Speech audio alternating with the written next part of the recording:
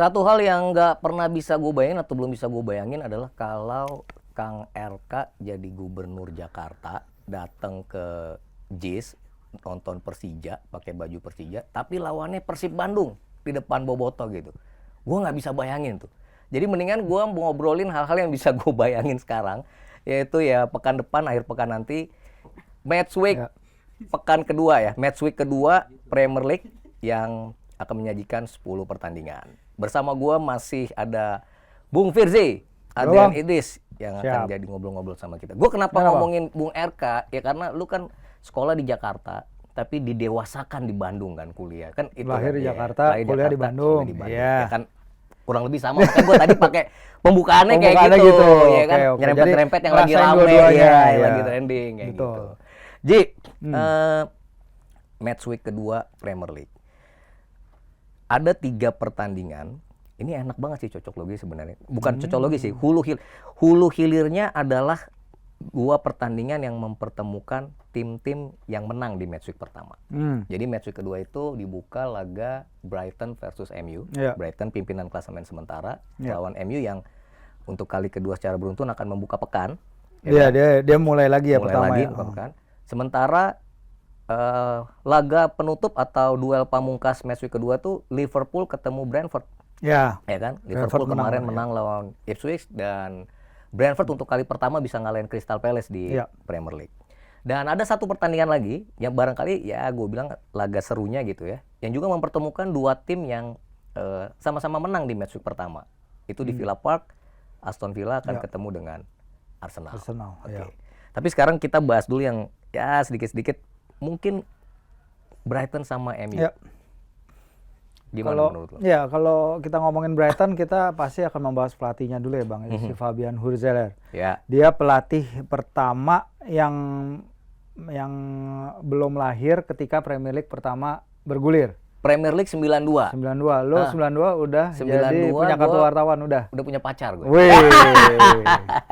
92 dia belum lahir Bang. Dia pelatih pertama nih. Dia usia 31 tahun. Jadi dia muda banget. 31 tahun sekarang udah jadi manajer tim Premier League. Bahkan pemainnya si James Milner tuh lebih tua 7-8 tahun dari dia. Oh iya, gue inget nih lo tweet ini di Twitter lo ya kemarin tuh. Karena kita udah masuk era itu, era pelatih di mana Premier League udah ada dan dia belum lahir. Betul. Dan kemarin kalau kita lihat Brighton menang terbesar ya.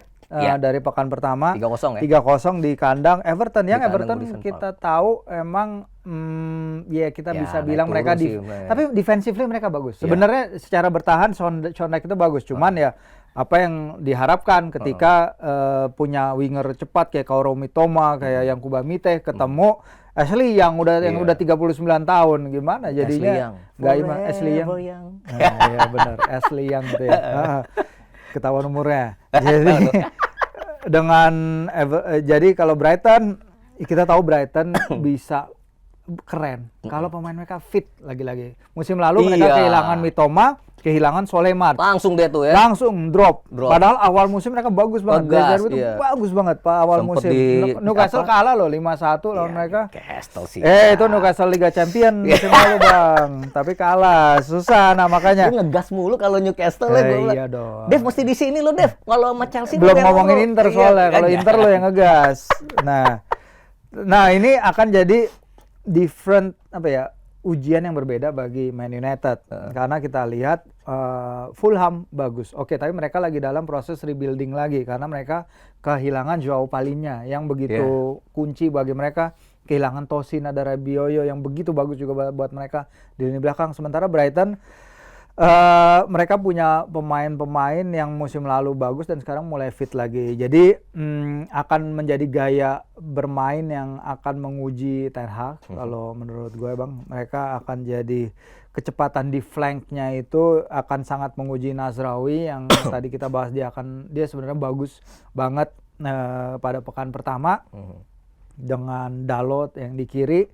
Ini apakah De Ligt akhirnya bisa main sebagai starter? Seharusnya udah bisa ya. Udah fit lah ya, udah ready dia emang fit, dia nggak cedera dan lain-lain. Tapi kan emang masalahnya kemarin lebih ke integrasinya terhadap tim, waktunya terlalu mepet. Mereka berdua datang hari Kamis, Jumatnya udah tanding. Main ya. Karena Wan Bissaka udah cabut, udah nggak ada pilihan, jadi emang harus dimainin. Nah, De Ligt dengan pengalaman dia di Ajax bersama Ten Hag, dia adalah kaptennya Ten Hag ketika Ajax betul. nyampe Semifinal semifinal Liga Champions Ngalahin pada Madrid usia kalau nggak 19 tahun yang akhirnya kalah sama Spurs ya. Iya, kalah. Yang di semifinal Tragis lah, dramatis. iya, ya, dramatis Lucas ya. Moura. Iya. Nah, pada menit akhir, jadi menurut gua dia punya understanding itu, dia punya pemahaman akan Ten Hag maunya mainnya seperti apa.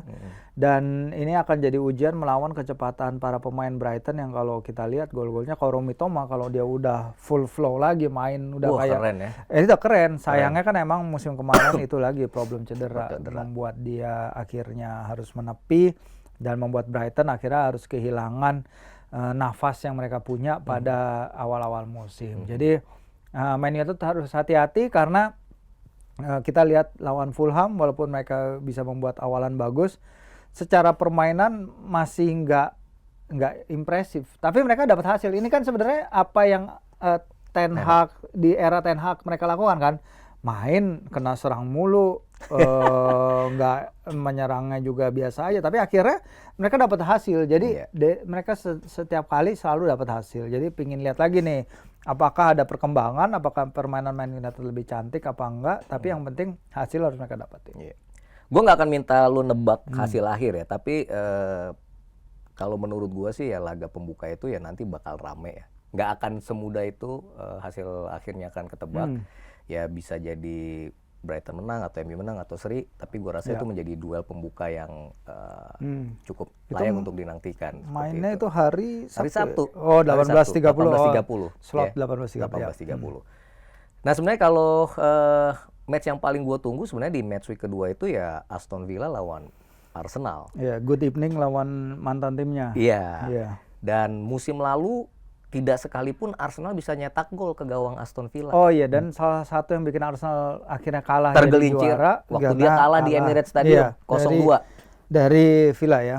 Benar. Dan gue masih inget tuh laganya 80 menit masih 0-0, 10 menit terakhir kebobolan 2 gol dan itu yang bikin Mikel Arteta tuh cuma diem aja nggak bisa ngomong apa-apa kayak gitu. Ya, emang ujian yang besar. Kita tahu Villa punya kekuatannya di mana Oli Watkins. Oli Watkins kemarin dia kelihatan nggak fit sih emang karena dia habis Euro, belum kembali dia habis Euro, dia kayaknya nggak ikut sesi latihan sepanjang pramusim, dia nggak ikut sepanjang friendly, dia kan libur setelah Inggris nyampe final. Tapi penggantinya John Duran itu sebenarnya menurut gua finishingnya bagus kemarin. Gue harus akui finishing lawan siapa? West Ham. Lawan West Ham. Iya, West Ham. Finishing dia bagus, ngegolin kaki kiri. Ya lu udah sebut tadi di episode sebelumnya bagaimana gol kaki kiri. Nah, Duran ini kan tadi mau dilepas ke West Ham. 2 kali tawaran West Ham ternyata gagal transfernya. Nggak deal, akhirnya dia stay. Nah, ternyata dia nunjukin Bang, dia tuh bisa jadi finisher yang bagus karena kita tahu biasanya Villa kalau tanpa gol-golnya Oli Watkins berapa 19 gol 13 assist pokoknya banyak sudah angka-angkanya itu tinggi banget ya bagi dia. Itu yang membuat dia dipanggil ke timnas. Dia bukan hanya sebagai pencetak gol tapi provider yang bagus sebagai rekan-rekan timnya. Di tengah ada Amadou Onana ya sekarang. Yang nambah Douglas Luiz kan mereka kehilangan Douglas Luiz. Sebenarnya Douglas Luiz itu kan poros yang pentingnya di Aston Villa, di pivotnya sangat penting bagi Villa, tapi Amadou Onana berharap dia bisa meningkatkan permainannya agar bisa menambal kepergian. Nah, Man United kita tahu sering lemahnya di lini tengah tuh, pasti ada aja, apalagi kalau Bruno main sebagai false nine, ya Casemiro dan Kobe main. Lawan Arsenal, sorry. Nah, kalau Arsenal kita lihat di tengahnya sebenarnya juga apa ya, kalau gue lihat mereka kan lagi rebuilding juga tengahnya ya. Si Merino juga mereka kan akan datang, terus si si Declan Rice. Nah, Declan Rice kan juga musim panasnya panjang ya kemarin, dia main setiap laganya Inggris. Jadi kita akan lihat kebugarannya seperti apa. Tapi ya akan menarik sih, dan gua kalau jadi Arteta sih ya pasti ada takutnya juga nih karena Aston Villa walaupun mereka akan main di Liga Champions tapi kan belum bergulir nih ke depannya, jadi ya udah itu yang nanti akan kita lihat. Nah, sebenarnya kan yang gue pengen lihat tuh ini, Ji. Mikel Arteta ini bukan nggak punya pengalaman menang di Villa Park. Ya, 2 kunjungan sebelum musim yang lalu sebenarnya mereka selalu menang menghadapi Aston Villa. Kira-kira apa yang harus dia lakukan gitu Ya. untuk bisa membongkar gitu ya pertahanannya Aston Villa gitu untuk bisa banyak buat peluang gitu para pemain. Karena kan selalu kalau diomongin tentang Arsenal kan ini konsistensi. Ya kan? Ya kemarin dia menang 2-0 lawan Wolves. Belum apa-apa udah ketemu Villa nih. Kalau lo lihat jadwalnya Arsenal soalnya cukup ngeri di 5 pertama nih, di 5 pekan kan. Habis Aston Villa besok lawan Brighton. Oke. Ya Abis itu tim-tim yang bisa bikin keselip lah ya. Iya, habis itu lawan Spurs.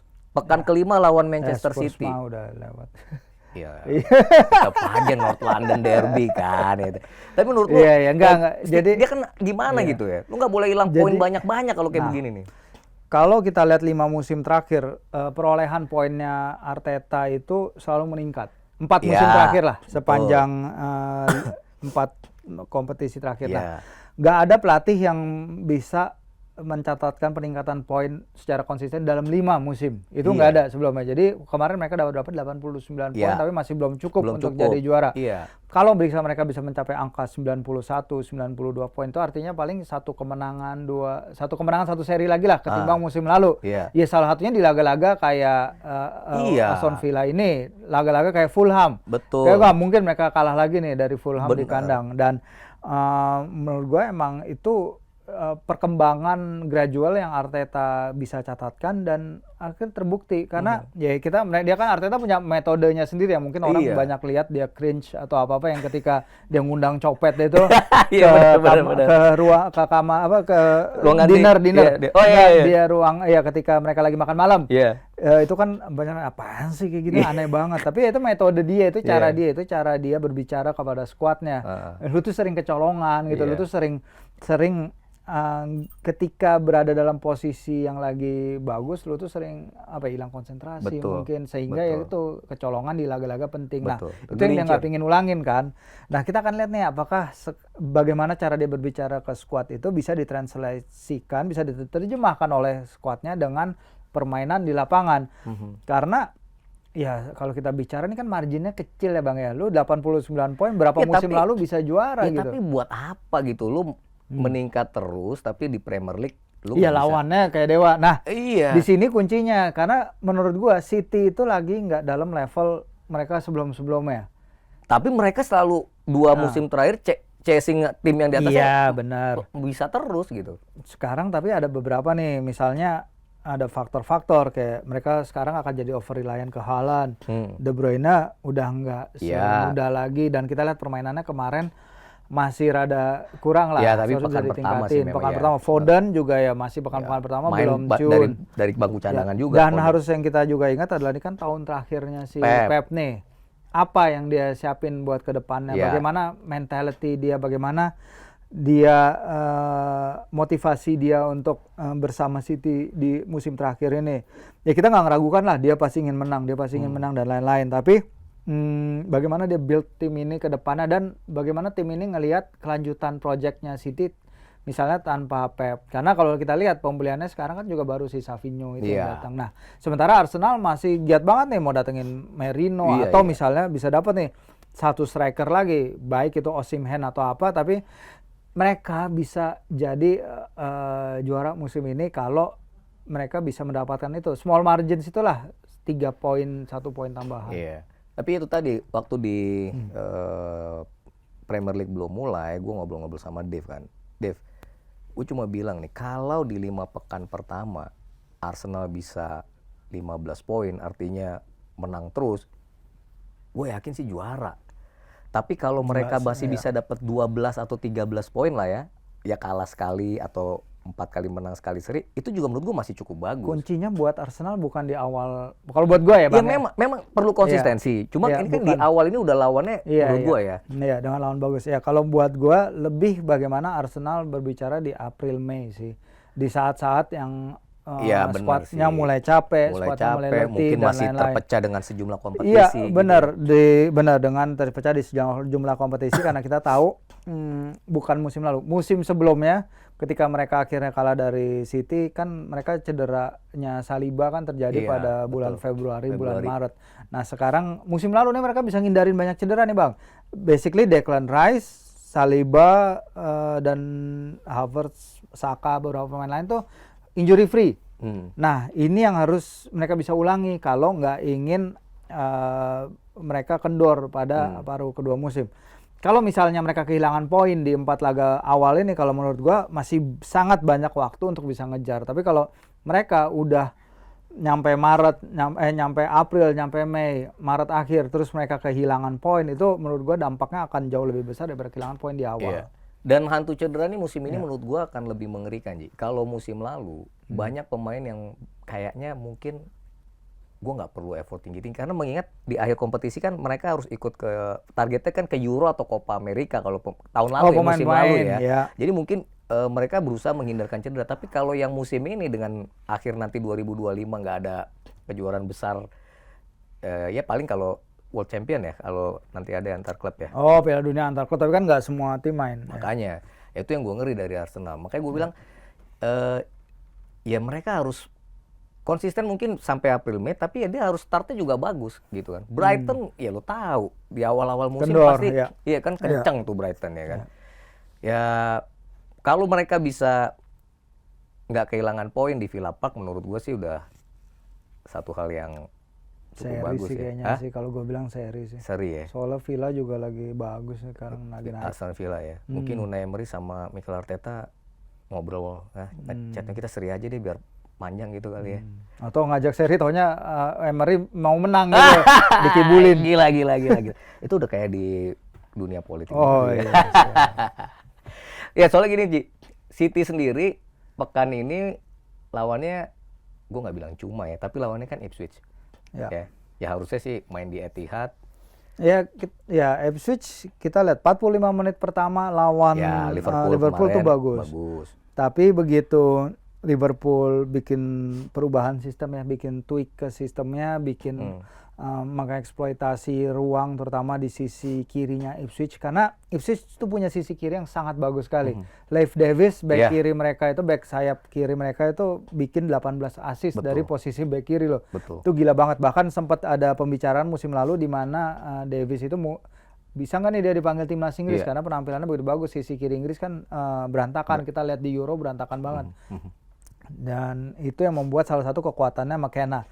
McKenna ini adalah pelatih bertahan di Man United, tapi timnya mencetak banyak sekali gol di Championship. Walaupun mereka kebobolan 57 gol musim lalu, salah satu yang terbanyak, walaupun mereka bisa otomatis promosi ya, Bang. Dan kita lihat di sini City seharusnya dengan kualitas mereka, dengan know-how mereka, ya seharusnya bisa mengatasi Ipswich sih. Dan itu kan yang dibutuhkan oleh City sekarang.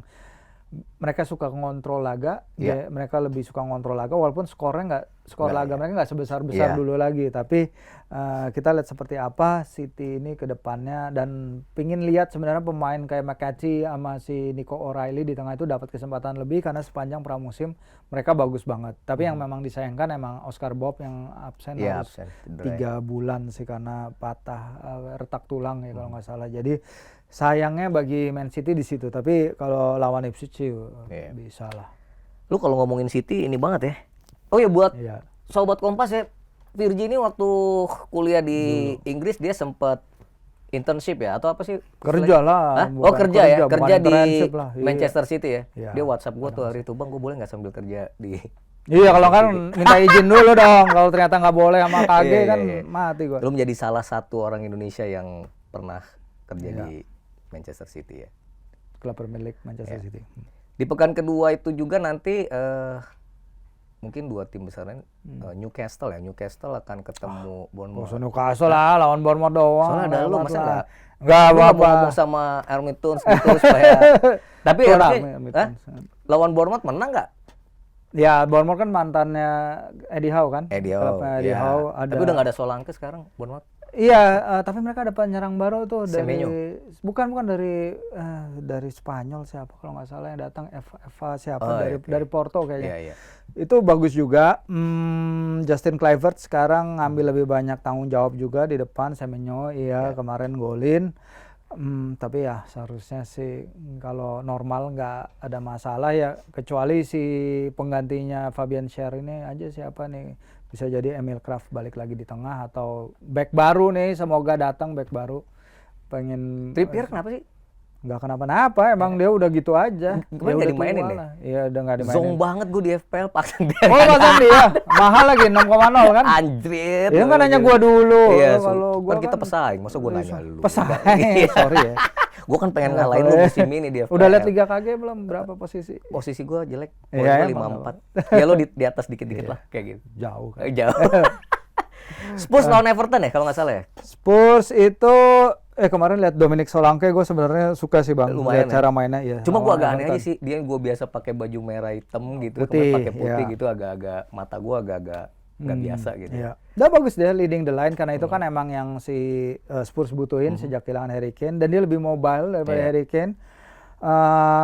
Pergerakannya kalau lihat dia bisa nyari opportunity di wide areas itu kan dibutuhkan. Cuman ya kemarin main 1-1 sama Leicester ya Spurs banget sih. Cuman emang mereka kehilangan Bentancur ya kalau nggak salah, yang cedera parah.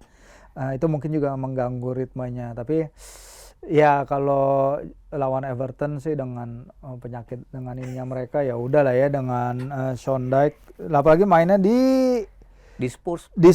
Iya, apalagi Di main Tottenham di Spurs Hotspur di Tottenham Stadium ya, mereka Postecoglou sih harusnya bisa lah. Iya. Dan duel pamungkas di matchweek kedua, Anfield untuk pertama kali musim ini akan bergemuruh, mengingat The Anfield Gangs akan main di depan pendukungnya menghadapi Brentford. Iya, Brentford yang sebenarnya gini sih, kemarin Brentford itu kan iya, pada orang-orang kira Crystal Palace bakal menang gede. Ya karena Brentford tidak pernah menang lawan Crystal Palace sejak mereka ke Premier League. Nah, mereka ditinggal Ivan Toney. Betul. Ivan Toney mau cabut katanya ke Arab Saudi. Iya, hari Gak ada yang menganggap bahwa mereka akan dapat poin lah di lawan Crystal Palace. Glasner, Adam Wharton, pemain-pemain Mateta, Eze. Ya walaupun kayaknya mereka sedikit nggak beruntung ya, karena Eze free kick udah gol terus tapi wasit keburu niup dulu. Ya itu kayaknya lu seharusnya gol. ada nge-tweet juga ya? Pelanggaran ya? Ada pelanggaran. Enggak, iya gara-gara pelanggaran pas ngambil free kick, tapi udah dibunyiin dulu sebelum dia golin. Nah, sayang kan. Iya. Tapi Brentford kita tahu Thomas Frank itu sebenarnya pernah jadi salah satu pelatih yang dapat pujian juga bang, bagaimana cara dia mengatur, dia set up tim Brentfordnya. Tapi musim lalu rada kendor, sangat kendor bahkan. Cuman kalau kita lihat Liverpool menyambut Arne Slot ya kayak apa ya? Ya si Klopp kan di speech terakhirnya tuh musim terakhir dia bilang kalian harus menyambut Slot, bahwa dia mau memimpin sendiri nyanyiannya. Dan menurut gua dia pasti akan dapat sambutan yang luar biasa main di sini, dan ya seharusnya sih nggak ada halangan berarti ya, karena kita tahu si Liverpool dengan penyerangan mereka, pemain-pemain sejauh ini akan fit semua, dan satu lagi kesempatan bagi Slot untuk lebih tune in para pemainnya ke filosofi dia. Yeah. Ji, kalau lu mau mensummary-kan match week kedua nanti, kayak apa kira-kira gambarannya dari laga Brighton MU sampai nanti Liverpool Brentford? Kira-kira akan kayak apa itu? Ya kalau kayaknya sih banyak gol ya, Brighton MU gol. juga mungkin begitu. Man City Ipswich pasti akan ada gol. Tottenham Everton ini bisa 2 atau lebih gol. Aston Villa Arsenal bisa jadi seri, tapi seri yang ada golnya nih. Iya, gue paling malas kalau serinya 0-0. Kalau ibaratnya kalau ke stadion tuh nggak ngeliat gol tuh rugi gue ngerasanya itu. Asik. Kayak bikin Emang kayak. pernah sih ke stadion? Pernah ke JIS. Nonton U17. U17 ya. Iya. Seru tuh. Liverpool Brentford sih ya pasti si Liverpool akan ngegas lagi. Tinggal Wolves Chelsea nih. Wolves lagi jelek banget, tapi Chelsea juga kayaknya belum Jelek juga, in tune nih. iya kan? Belum ngecun. Iya. Masih banyak yang PR lah Maresca. Ya Wolves Chelsea kan 2 tim yang kemarin juga belum bisa nyetak gol. Jangan sampai mereka ketemu sama-sama 0-0 ya kan. Kasihan Dave-nya. Bisa nggak tayang lagi, dia nggak mau nggak? Gimana tuh nggak? Iya kan? Bisa jadi kalau lu bilang lebih banyak golnya kan, kalau nggak salah match week pertama tuh 21 gol ya. 21 gol. Akan lebih dari itu? Kalau kita lihat trennya Premier League emang musim lalu kan mecahin rekor gol kalau nggak salah ya. Banyak sekali gol yang tercipta musim lalu. On average juga lebih dari musim-musim sebelumnya. Sekarang bisa jadi sih, karena kita lihat beberapa tim misalnya Southampton gitu kemarin, sebenarnya kalau nggak main lawan 10 orang tuh bisa ditembus beberapa kali tuh lini belakangnya. Ipswich juga. Palace juga ternyata nggak sesolid musim lalu di belakang, apalagi ya Gehi sama Anderson kan ditawar beberapa klub tuh. Anderson pasangannya Gehi di belakang katanya mau ditawar Fulham juga. Pasti kan ada sedikit goncang-gancing dikit tuh. Jadi ya menurut gua bisa aja sih tercipta banyak gol, dan ya Premier League kan jualannya di situ ya. Jadi kalau kita lihat emang tim-tim lebih agresif, lebih main attacking football, dan itu yang pengen kita lihat lagi sih Bang. Oke. Kalau yang nyetak gol nih, kan kalau match pertama belum ada yang bisa nyetak lebih dari 1 gol dalam pemain ya, maksudnya belum ada yang brace. Kira-kira mengingat Erling Haaland ketemu Ipswich gitu ya. Oh bisa, iya itu sangat bisa sekali ya. Apalagi McKenna kan tadi dibilang mereka kebobolan 57 gol di Championship, salah satu rekor bertahan yang jelek sebenarnya di papan atasnya Championship. Terus menghadapi City yang kekuatannya kita tahu mereka menciptakan juga, walaupun Chelsea lebih banyak megang bola ya pada awal-awal babak kedua, tapi mereka lebih efektif. Peluang yang si Holland dapatkan itu juga dia bisa memanfaatkan ruang sesempit itu. Jadi menurut gua sih seharusnya bisa ya. Dan Arsenal juga, Aston Villa gue nggak tahu bisa kebobolan banyak apa enggak, tapi ya bisa 1-1 bisa, atau enggak Arsenal menang 2-1. Tapi pertahanannya Arsenal juga harus hati-hati nih terhadap penyerangannya Villa, terutama ya dengan kecepatan yang mereka miliki. Sokongan dari back sayap Lukadin dan si Matty Cash itu akan bahaya, itu akan bisa menciptakan ancaman juga bagi si Arsenal. Oke, jadi kalau gue dengar sekilas prediksi lu, kayaknya nanti di akhir match week kedua pimpinan klasemen akan ganti deh. Loh ya pasti. Masa Brighton menang sama MU? Kan ya bisa aja sih. Iya kan? Bisa aja sih. Coba ngomong sama fans MU. Oke Ji, thank you banget ya. Gue paling seneng nih ngobrol sama Firzi. Sebenarnya gue bisa lebih gila kalau ngobrol sama Firzi. Kalau nggak disensor. Kalau nggak disensor, ya kan. Banyak bisa diobrolin. Tapi ya, Sobat Kompas, itu tadi prediksi atau preview jelang match week kedua Premier League musim ini. Dan buat lo yang senang dengan Premier League, jangan lupa match week kedua akan dibuka di Sabtu tanggal 24 Agustus laga jam 18.30 waktu Indonesia Barat, Brighton versus Manchester United. Halftime break akan kembali menjumpai teman-teman di episode berikutnya. Bye. Thank you.